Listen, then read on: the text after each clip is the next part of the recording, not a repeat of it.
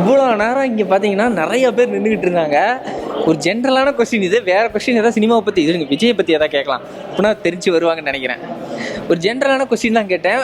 ஓட்டு போடுறதுக்கு அதாவது 100% வாக்கு பதிவாகணும் அப்படின்னா என்ன பண்ணலாம் அப்படின்னு ஒரு ஐடியா தான் கேட்டேன்.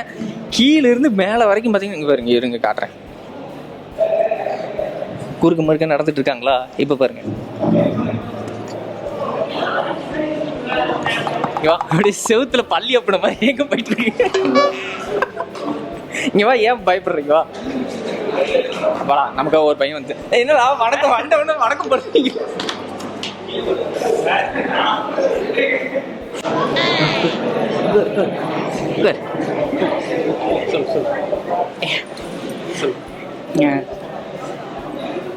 ஒர்க் போகிறவங்களாம் வந்து வெளில தான் தங்கியிருக்காங்க. அந்த ஒரு நாள் லீவில் வந்து திருப்பி இங்கே வந்து அவங்க சொந்த ஊருக்கு வந்து ஓட்டு போட்டு திருப்பியும் அங்கே போகிறது வந்து அந்த ஒரு அலுப்புலேயே அவங்க வரமாட்டாங்க. வெளி மாநிலங்களில் வேலை செய்கிறவங்க வந்துட்டு என்னத்துக்கு செலவு பண்ணி அங்கே போட்டுட்டு ஒரு மாற்றம் ஏற்பாடு போகிறதில்ல. அந்த விழிப்புணர்வு வந்து மக்களிடையே கொண்டு வரணும். யார் யார் ஓட்டு போடலங்கிற லிஸ்ட் எடுக்கணும். அவங்களோட உரிமையை அவங்க மீறுறாங்க.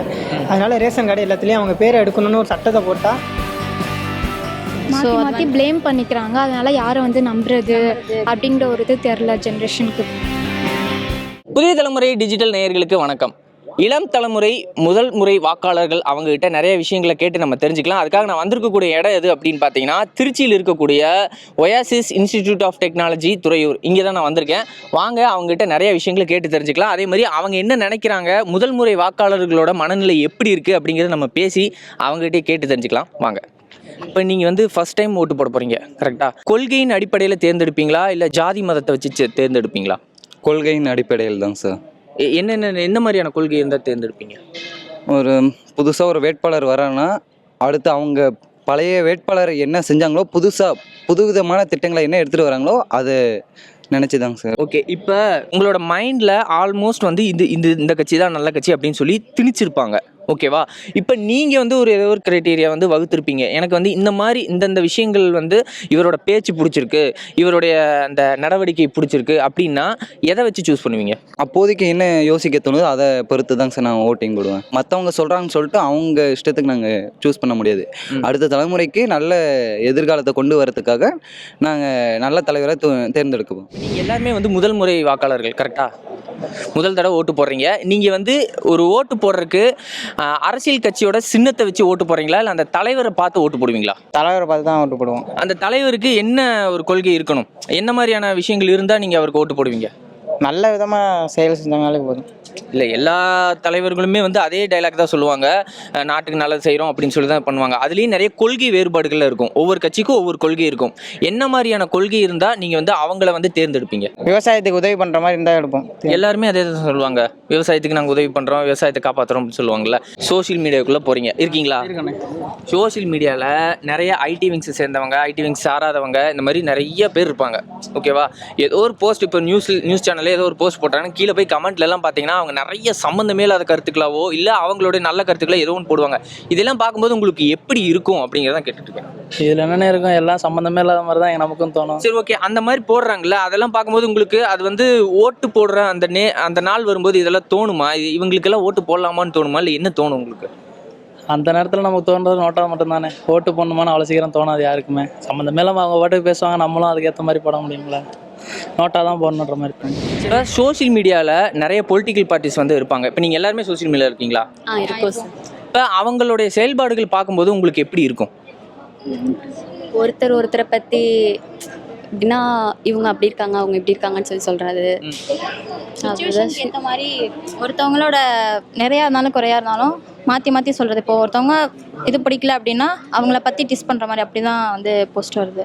மாற்றி ப்ளேம் பண்ணிக்கிறாங்க. அதனால யாரை வந்து நம்புறது அப்படிங்கிற ஒரு இது தெரில ஜென்ரேஷனுக்கு இப்போ இருக்கும். இப்போ நீங்கள் எல்லாம் வந்து ஃபர்ஸ்ட் டைம் ஓட்டு போட போகிறீங்க. என்ன திங்கிங்கில் நீங்கள் திங்க் பண்ணி ஓட்டு போடுவீங்க? யார் வந்து எல்லாம் வந்து நல்லா பண்ணாங்களோ அந்த மாதிரி இருக்கவங்கள பார்த்து தான் சூஸ் பண்ணி ஓட்டு போடுவாங்க எல்லாருமே. எந்த விஷயத்தை பார்த்து இப்போ இந்த கட்சியா ஓகே இவங்களுக்கு போடலாம் அப்படி பார்ப்பீங்களா, இல்லை இந்த கேண்டிடேட் நமக்கு தெரியுமா அப்படின்னு ரிசர்ச் பண்ணி பார்த்துட்டு போய் பண்ணுவீங்களா? இல்லை, அவங்க என்னென்ன பண்ணியிருக்காங்க அதெல்லாம் தெரிஞ்சு அதுக்கப்புறம் ஓட்டு போடுவோம். எதுவுமே பண்ணலை, ஃப்ரெஷ்ஷாக நிற்கிறாரு அப்படின்னா ஃப்ரெஷ்ஷாக நிற்கிறாங்கன்னா போட மாட்டோம். போட மாட்டீங்களா? இப்போ யாருக்கு போடுவீங்க? என்னென்ன செய்யறேன்னு சொல்லுவார்ல சார், அது என்னென்னு செய்யறேன்னு சொல்லுவாரு, அதை பார்த்து அவர் சொல்கிற நல்ல கருத்துக்களில் என்னென்ன கருத்து இருக்கோ அதில் என்ன நமக்கு தேவையான ஜென்ரேஷனுக்கு தேவையான மாதிரி இருக்கோ அது மாதிரி நாங்கள் தேர்ந்தெடுப்போம். சரி, ஓகே. பப்ளிக்கா இப்போ எல்லாருமே வந்து ஜாதி மதம் அரசியலை பார்த்து ஓட்டு போடுறாங்களா இல்லை ஒரு கட்சியோட கொள்கையை பார்த்து ஓட்டு போடுறாங்கன்னு நினைக்கிறீங்களா? கட்சியோட கொள்கை தான்.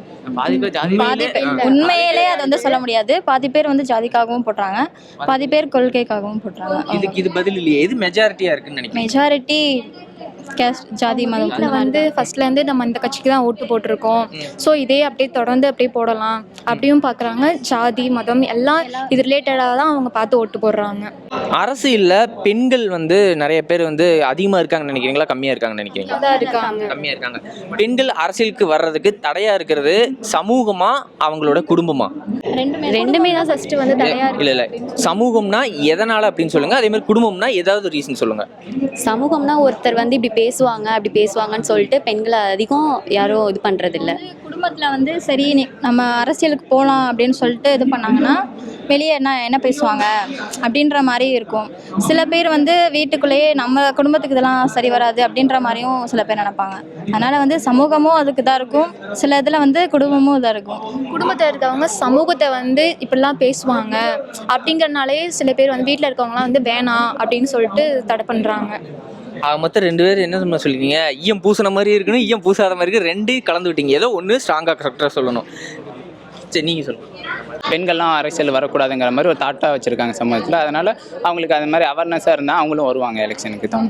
சரி, ஓகே. இப்போ நீங்கள் எல்லாமே சொன்னீங்கல்ல, இப்போ உங்கள் கையில் ஒரு பவர் வருது. நீங்கள் வந்து இப்போ நாடாளுமன்ற தேர்தலில் நின்று ஜெயிச்சு பிரதமர் ஆகிட்டீங்க, ஓகேவா? பிரதமர் ஆனவுடனே உங்களோட செயல்பாடு என்னவாக இருக்கும்? உங்களுடைய முதல் கையெழுத்து என்னவாக இருக்கும்?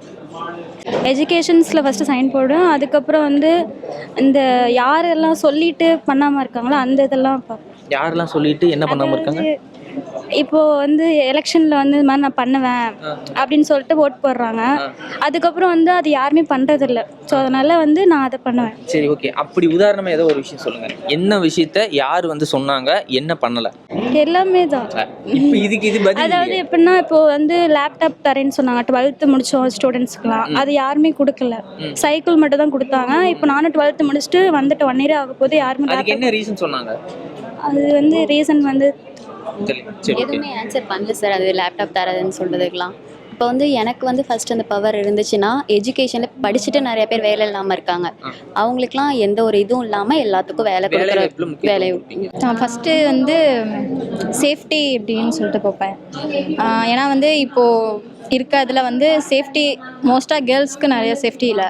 ஸோ அதை ஃபஸ்ட்டு செக் பண்ணி எல்லாம் கரெக்டாக கேர்ள்ஸ்க்கு வந்து எந்த இடத்துக்கு போனாலும் அவங்களுக்கு பாதுகாப்பு இருக்கணும். அதை வந்து ஜென்ஸாக இருந்தாலும் யாராக இருந்தாலுமே அவங்களுக்கு வந்து கரெக்டாக அது அவங்க கேர்ள்ஸுக்கு அவங்க சேஃப்டியாக இருக்கணும். அவங்களால எந்த ஒரு பிரச்சனையும் இருக்கக்கூடாதுன்றது சொல்லுவேன். விவசாயத்துக்கு இம்ப்ரூவ்மெண்ட்டாக செஞ்சோம்னா இந்தியாவில் நிறைய மக்கள் விவசாயத்தினால பாதிக்கிறாங்க. அதனால் விவசாயத்துக்கு வந்து அதிகமாக முக்கியத்துவம் கொடுப்பேன். எம்ப்ளாயிஸ் அதிகமாக வேலை இல்லாமல் இருக்காங்க, அவங்களுக்கு அதிகமான வேலை ஆப்பர்ச்சுனிட்டி. ஸ்கில் இருக்கவங்களுக்கு கம்யூனிட்டி வைஸாக அவங்களுக்கு வந்து வேலை இல்லாமல் இருக்கவங்களுக்கு ஸ்கில்லுக்கு தகுந்த மாதிரி வேலை வாய்ப்புக்கு முக்கியத்துவம் கொடுப்பீங்க. 100% எல்லாருமே ஓட்டு போடணும் அப்படின்னா என்ன பண்ணலாம்? யார் யார் ஓட்டு போடலங்கிற லிஸ்ட் எடுக்கணும். லிஸ்ட் எடுத்து மறுபடியும் ரேஷன் கார்டு அவங்களுக்கு வந்து அவங்களோட உரிமையை அவங்க மீறுறாங்க. அதனால் ரேஷன் கார்டு எல்லாத்துலேயும் அவங்க பேரை எடுக்கணும்னு ஒரு சட்டத்தை போட்டால் எல்லாம் கண்டிப்பாக வந்து ஓட்டு போட்டு தானே ஆகணும். இப்போ ஓட்டு போடலாம் என்ன புதன்ற ஒரு இதில் தான் இருக்கிறாங்க. போட்டாதுலேருந்து என்ன வரும்? இப்போ ஒரு ஓட்டுக்குனா காசு தான். இப்போ எல்லாமே காசுக்காக தான் ஓட்டு போடுறாங்க. அதெல்லாம் இருக்கக்கூடாது ப்ரோ. நம்மளுக்குன்னு ஒரு சென்டர் இருக்குது ப்ரோ. அந்த மாதிரி சென்டர் இல்லாமல் தமிழ்நாட்டில் எந்த இடத்துல வேணுமோ ஓட்டு போட்டுக்கலாம். அந்த மாதிரி கொண்டு வந்தால் 100% இன்னும் வாக்கும். இல்லை வர முடியாத பட்சத்துக்கு அவங்களுக்கு வந்து ஆன்லைனில் இது பண்ணலாம் சார். ஆன்லைன் ஓட்டில் போகலாம். ஓட் லிஸ்ட் வச்சுட்டு எல்லாரும் செக் பண்ணணும். எல்லாரும் வந்திருக்காங்கன்னு சொல்லி செக் பண்ணணும். வராதவங்க இப்போ நான் வந்து சில பேர் வந்து வர முடியாத சூழ்நிலைக்கு ஹாஸ்பிட்டலில் இருப்பாங்க, இல்லை வெளியூரில் இருப்பாங்க, அவங்களால ஓட்டே போட முடியாமல் போயிருக்கும். இதுக்கெல்லாம் என்ன சொல்யூஷன்? அதுக்குன்னு தனியாக ஏதாவது சிஸ்டம் கொண்டு வரலாம். அதில் என்ன மாதிரி கொண்டு வரலாம்? நேரடியாக அவங்கள்ட்டே போய் ஓட்டுப்பதிவு பண்ணிட்டு வரலாம். நான் இன்னைக்கு வந்து ஓட்டு போடுற அன்னைக்கு நான் வெளியே எங்கேயோ சுற்றிட்டு இருக்கேன், என்னை எப்படி அவங்க தேடி வருவாங்க? அதுக்கு ஏதாச்சும் டெக்னாலஜி கொண்டு வரணும். என்ன நான் எங்கே சுற்றிட்டு இருக்கேன் நல்லா நோட் பண்ணுங்கள், அங்கே போய் ஓட்டு வாங்கிட்டு வாங்கன்னா. அப்படி இல்லை, மேபி அதுக்கு சம்திங் ஃபியூச்சர்ஸ் கொண்டு வரலாம். இப்போ ஓட்டர் ஐடி அப்ளை பண்ணுறதுக்கு மொபைல் மூலமாகவே யூஸ் பண்ணுறாங்க. அது மாதிரி நம்ம ஓட் போடுறதுக்கும் ஏதாச்சும் சிஸ்டம் கொண்டு வந்தால் நல்லாயிருக்கும். மொபைல்லையே வந்து ஓட்டு போட்டுக்கலாம். அப்போ யாரும் என்னோட ஓட்டை வந்து யாரும் திருட முடியாதுல்ல, என்னோட ஓட்டை யாரும் தப்பாக யூஸ் பண்ண முடியாதுல்ல. அதனால் நார்மலாகவே ஒரு மொபைல்லே வந்து ஹேக் பண்ணுறாங்க, என்னென்னமோ பண்ணுறாங்க. இப்போ இந்த மாதிரி விஷயத்தில் ஹேக் பண்ணி யார் வேணும் மிஸ்யூஸ் பண்ணலாம்ல? மிஸ்யூஸ் பண்ணலாம். அப்போனா மற்ற இது இருக்குல்ல, சிஸ்டம் இருக்குல்ல, சிஸ்டம் அப்போ கரெக்ட் பண்ணணும் எல்லாத்தையும். இப்போ இது இல்லாமலே எவ்வளவோ தப்பு நடக்குது. இப்போ இந்த சிஸ்டத்துலேயே எல்லாமே தப்பு நடக்குது, தப்பு இல்லைன்னு சொல்ல முடியாது யாராலையும். அதே மாதிரி தான் தப்பு நடக்க தான் செய்யும், நம்ம தான் இது பண்ணிக்கணும். ஒருத்தரிங்கண்ணா இவ்வளோ நேரம் இங்கே பார்த்தீங்கன்னா நிறைய பேர் நின்றுக்கிட்டு இருந்தாங்க. ஒரு ஜென்ரலான கொஸ்டின் இது, வேற கொஸ்டின் ஏதாவது சினிமாவை பற்றி இதுங்க விஜயை பற்றி எதாவது கேட்கலாம் அப்படின்னா தெரிஞ்சு வருவாங்கன்னு நினைக்கிறேன். ஒரு ஜென்ரலான கொஸ்டின் தான் கேட்டேன். ஓட்டு போடுறதுக்கு அதாவது 100% வாக்கு பதிவாகணும் அப்படின்னா என்ன பண்ணலாம் அப்படின்னு ஒரு ஐடியா தான் கேட்டேன். கீழிருந்து மேலே வரைக்கும் பார்த்தீங்கன்னா இங்கே பாருங்க, இருங்க காட்டுறேன். குறுக்கு மறுக்க நடந்துட்டு இருக்காங்களா? இப்போ பாருங்க, எங்க போயிட்டு இருக்கீங்க? இங்க வா, ஏன் பயப்படுறீங்க? வாடா, நமக்கு ஒரு பையன் வந்து என்னடா வணக்கம் வந்தவன வணக்கம் பண்ணுறீங்க.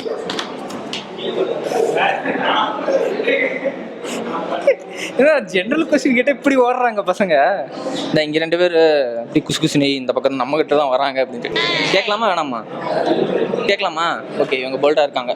உங்கள் வீட்டு பக்கத்துலேயே பூத்து இருக்கு, நீங்கள் வந்து ஓட்டு போடுங்கன்னு சொல்கிறாங்க, போவீங்களா மாட்டிங்களா? எனக்கு பிடிச்சிருந்தா போடுவேன், இல்லைன்னா போட மாட்டேன். ஏன் போட மாட்டீங்க? அது ஏன்னா என் விருப்பம் இல்லை. கம்பல்சரி எல்லாருமே ஓட்டு வருது. ஜனநாயக நாட்டில் ஓட்டர் ஐடி இருக்கவங்க 18 வயசுக்கு மேலே எல்லாம் கம்பல்சரி ஓட்டு போடணும். அந்த விருப்பத்தை கொண்டு வரைக்கும் என்ன பண்ணலாம்? ஏதோ ஒரு ஐடியா சொல்லுங்கள். அவங்களுக்கு பிடிச்சதை செய்யணும். அவங்களுக்கு என்ன தேவையோ அதை அவங்க செஞ்சாங்கன்னா அதுக்கு அவங்க ஓட்டு போட வைக்கணும்னா இப்போ ஒரு அமைப்பு மாதிரி கிரியேட் பண்ணி ஊரில் இப்போ கிராமப்புறம்னா அவங்கள்ட்ட ஒரு குழுவாக கிரியேட் பண்ணி அவங்களே வரல.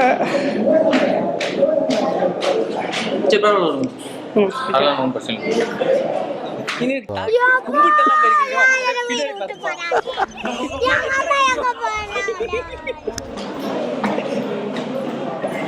ஜாம்பியை பார்த்த மாதிரி ஓடுறாங்க. நம்ம நேரம் மைக்கு நீட்டிட்டு போனோம் அப்படின்னா கண்டிப்பா தெரிச்சு தான் ஓடுவாங்க. கேஷுவலா போவோம்.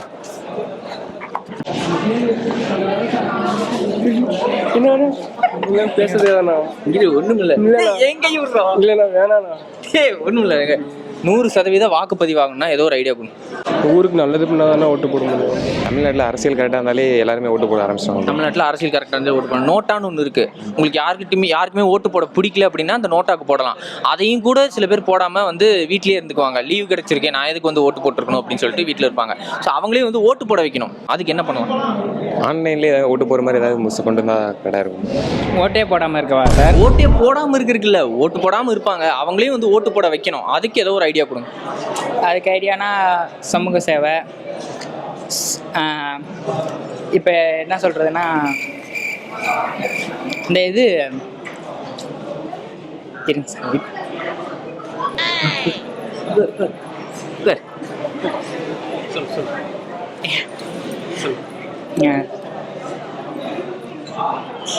விவசாயிக்கு நம்ம விவசாயம் பார்க்குறோம்ல சார், அப்போ வந்து இந்த விவசாயிங்களுக்கு தேவையான பணம் எதனா கொடுத்தா விவசாயிங்க கொஞ்சம் இதாக இருப்பாங்க சார், விவசாயம் பண்ணுவாங்க. அப்போ ஓட்டு இப்போ ஸ்டாலின் இப்போ கொடுக்குறாருன்னா விவசாயிக்கு பணம் கொடுக்குறாருன்னா இப்போ அது பண்ணும்போது அவங்களுக்கு தோணும், சரி இவங்களுக்கு போட்டால் நம்ம காப்பாற்றுவாங்க அப்படின்னு தோணும். இல்லை, நீ சொல்கிறது வந்து இந்த கட்சிக்கு ஓட்டு போடுறத பற்றி சொல்லியிருக்க. நான் கேட்குறது ஓட்டே போடாமல் எஸ்கேப் ஆகிட்டு இருப்பாங்கள்ல, நீ பரவாயில்ல பரவாயில்ல, ஓட்டே போடாமல் எஸ்கேப் ஆகிட்டு இருப்பாங்கள்ல, அவங்கள ஓட்டு போட வைக்கணும். அதுக்கு என்ன பண்ணலாம் பிரதர் சொல்லுங்கள். இங்கே உட்கார் சொல்லு.